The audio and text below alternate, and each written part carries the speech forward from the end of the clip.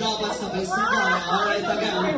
Let's start with letter G. Alright, letter L. Letter A.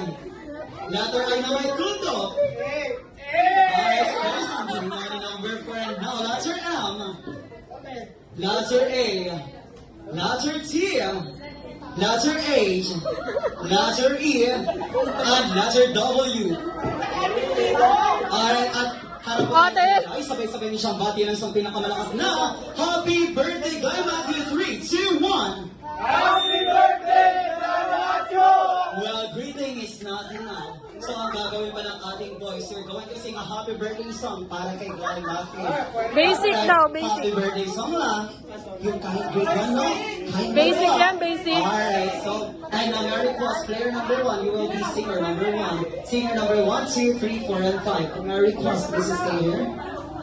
Alright, so now, ang gagawin ng ating symbol, sa kakanta sila ng happy birthday song, but using an animal sound, you're going to sing a happy birthday song to Glide Matthew. And of course, yung mamimili ng animal sound ay si Mommy Grace. Alright, so now, para sa first animal sound, Aso daw, aso. alright, dog sound, dito pa tayo, sir. Alright, so now, let's hear your voice. Hoy, ba yun ate? Ay!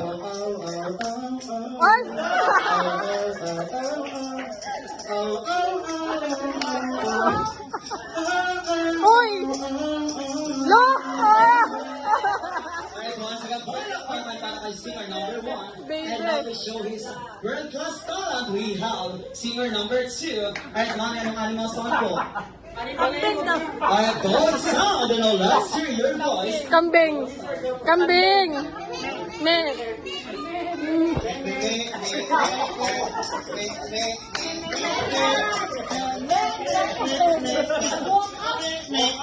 Alright, once again, para kay singer number 2. And now our defending champion from Tawag ng Taghalan, we have singer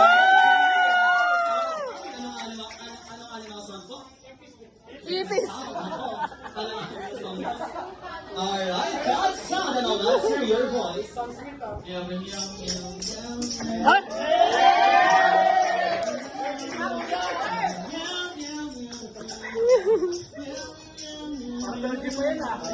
Alright, the Body champion.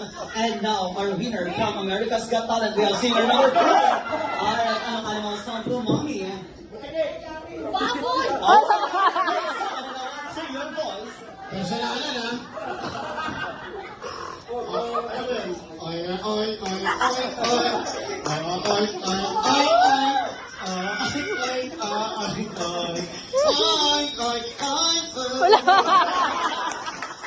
Alright, para singer number 4.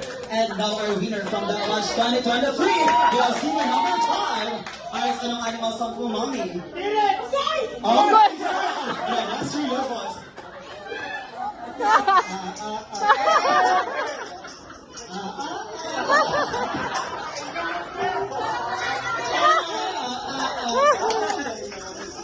At once again, para sa